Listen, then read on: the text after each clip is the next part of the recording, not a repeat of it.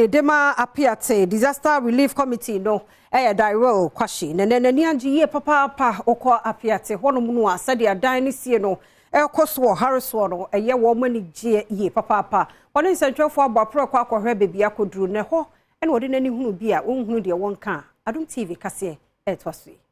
Womanfo bekaya atorenche masiye ewo Appiate enam so ama womanfo ehwere womo enyapade ema nipa bi mu krato anananom ewo nsiedo aban no ede nhihye egu akwam so obesi adan ahodo bi ewo mpatemu na wei ana public relations officer ye PRO edema Appiate Disaster Relief Committee Dairo Kasee ebo apro ewo bebi a womo esi adan wode to Adom news nsentwofo anim se adwuma womanfo eyei womo bom homodin pa na nkanye nsuo ya eto ya enkogidi pa se enkadwuma no eka ko nanim sensei nti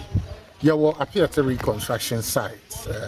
adwuma akoso wa ha no media obisa me ameka sabani asopa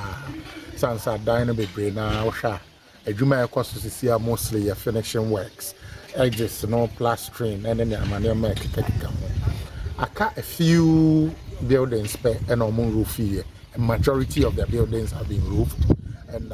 finishing works koso the yankopon ase na yabo aban abaso apo inumekua omoboa reconstruction abaso ankrankra omoboa reconstruction e wo kwanu ase nyina so contractors ne nyina e bo mabaso se omabo omodin aye adwuma abesisa abre ayehu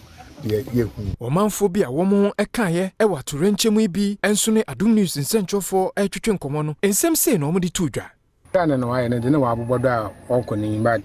emla wode mahin le nka wode bo we edwuma no time no duru na etunhu le na ye ho na edwuma dam time no bo we nti last bi ye ko panyin na kase o he system ne bale ya MC ye ko na kana be August and no anara achira be September de na edwuma na ye nti yaso ye de ho ko hwe na ehula edwuma na de mo le kana first phase na mpa wo kana na mpo am September no onwe asemi si de owo me fizi o me kwal ho but me kwa no woguda a wo ye den wo ye edan no na me so minya ahoade nti nko ye operation wo fi wade minya de nko ho bi ba ma ate se